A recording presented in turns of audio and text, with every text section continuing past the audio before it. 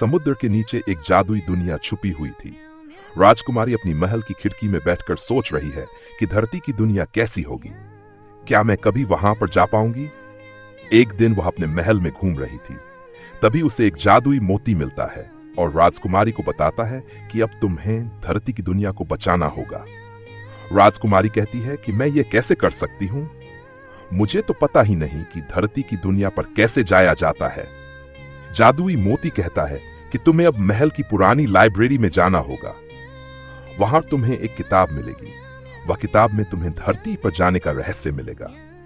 हंसते हुए राजकुमारी कहती है, तो यह है धरती की दुनिया। राजकुमारी धरती पर इधर उधर भटकती है और लोगों को देखकर अपने मन में सोचती है, तो यह है धरती के इंसान जिन्हें मैंने बचाना होगा। तभी उसे एक लड़का मिलता है। उसे वह कहती है, क्या मुझे कुछ खाने को मिलेगा? मुझे भूख लगी है। लड़का कहता है, हां जरूर आइए। खाना खाते खाते राजकुमारी उस लड़के से सब बता देती है और फिर दोनों जादुई तलवार ढूंढने निकल पड़ते हैं।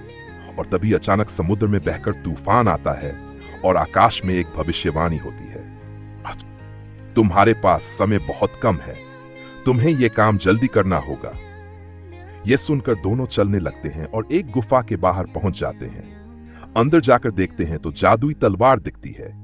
ये देखकर दोनों खुश हो जाते हैं और फिर तलवार लेकर दोनों एक गुप्त मार्ग से वापस समुद्र में चले जाते हैं।